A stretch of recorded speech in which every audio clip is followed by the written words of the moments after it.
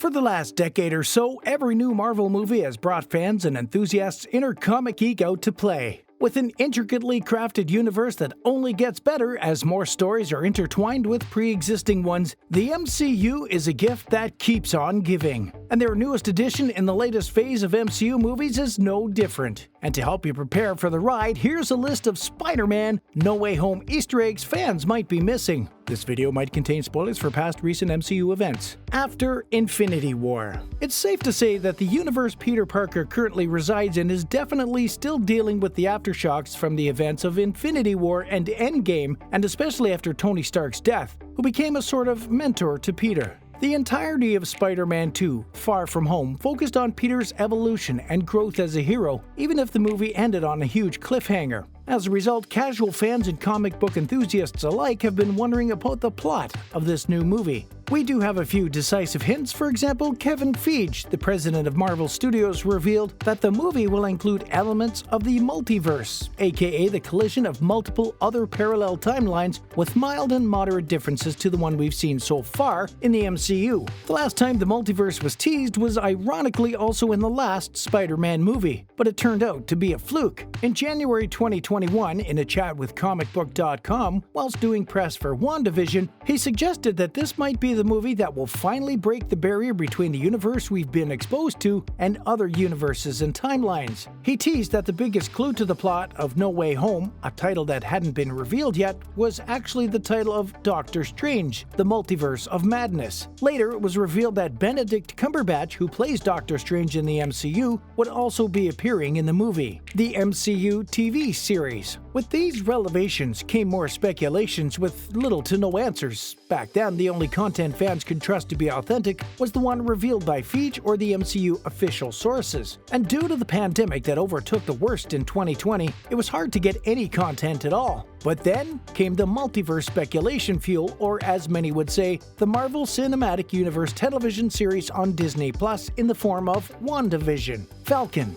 and the Winter Soldier, and Loki. Whilst Falcon and the Winter Soldier did not really have very many references to the multiverse itself, WandaVision and Loki kept fans on their toes, the latter of which essentially confirmed the existence of the multiverse and different timelines. WandaVision. Because of all that has been revealed about the next Doctor Strange movie so far, we know that Wanda Maximoff, the Scarlet Witch, is a huge part of it. WandaVision was subtle in its referencing though, focusing mostly on Wanda's relationship with grief and the exploration of her powers, which are supposedly way more impressive than we've seen in the past. Whilst most of the show's Easter eggs were focused on setting up Doctor Strange, Multiverse of Madness, they did hide a few multiverse teasers here and there. For example, in one of the episodes, after Wanda starts losing control, she sees her dead brother return to the neighborhood she created as a self-contained bubble of her denial. Of course, it is later revealed to be one of Agatha's tricks, but it wasn't the actor who originally played Pietro in the MC movies, Aaron Taylor Johnson, but actor Evan Peters, who played Pietro in the X-Men movies, returned to the series, allowing fans to witness an opening into the multiverse, however brief and false it may have turned out to be. Loki. Loki is the show that finally gave fans the confirmation about the existence of the multiverse they so desperately craved. After establishing that Thanos was actually not as big of a threat as originally perceived, the show goes about explaining the multiverse from the get-go. Kang the Conqueror finally made his appearance as the all-powerful being who contained every single timeline into one and created the TVA to keep the world from ending. And Sylvie, going through with murdering him to attain free will, ended up freeing the multiverse all over again, which can now be used by Doctor Strange and Peter Parker to, for the lack of a better phrase, unleash chaos. But even before Kang was introduced in Episode 6, it's made very clear that alternate timelines are a big part of the MCU's future.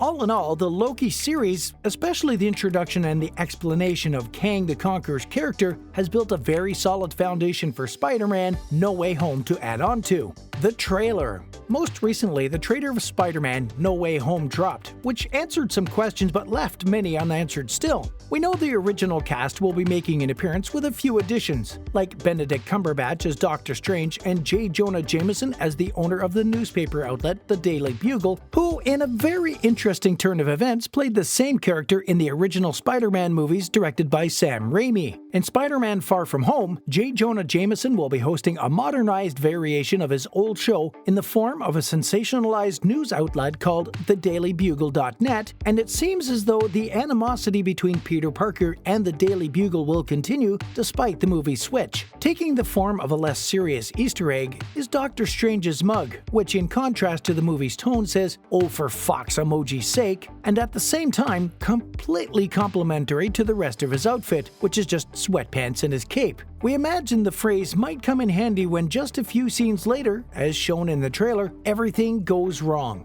And another thing about Doctor Strange's outfit is noting how he still carries the Eye of Agamotto around his neck, even though the Time Stone does not exist anymore. As fans would quite sadly remember, the stones were destroyed by Thanos after that very first snap in Infinity War. What is difficult to figure out, however, is if that is just due to a sentimental attachment to the stone, or has the Master Sorcerer figured out a way to utilize the Eye of Agamotto in a newer, more complex spell. The trailer for the movie was very highly anticipated and as such was victim to a leak, as in the day before the original trailer's released, a leaked video started circulating around the internet. Of course, the trailer being released just a day later could be damage controlled to compensate for the leak and turn it into a marketing strategy, but either way, it allowed fans some much needed insight into the sequence of events that might take place in the movie. For example, people believe the scenes where Peter may need an official legal counsel, he might get it in the form of Matt Murdock, aka Daredevil, played by Charlie Cox. And although it seems highly unlikely, we actually saw many familiar faces in the trailer, and what's to say Matt couldn't be one of them. The theory is not without holes, but it seems as though Peter's legal counsel was good, as he seems to have gotten a plea deal or something similar of the sort since he is back at school in the following scenes.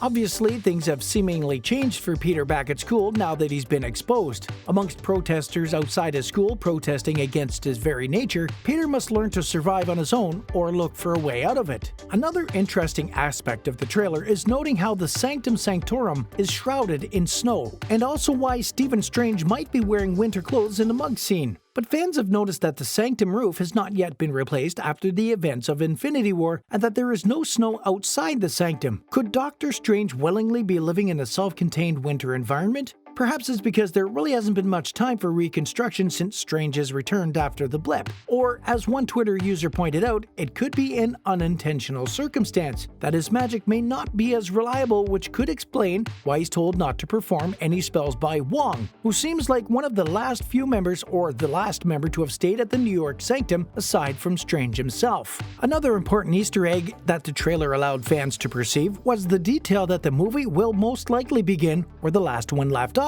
Peter is exposed by J. Jonah Jameson as Mysterio's last revenge. This will take place at around the same time as WandaVision's timeline, so perhaps the spells we see Strange struggle to perform were directly caused by Wanda's magical interference? Either way, we're excited to find out just how many of these Easter eggs have led to the theories that will prove to be correct. If we've missed any, feel free to drop those down below as well. What do you think about Marvel's new obsession with TV shows? Are you for it, or would you rather just see our superheroes on the big screens? That's all for this video. See you in the next one.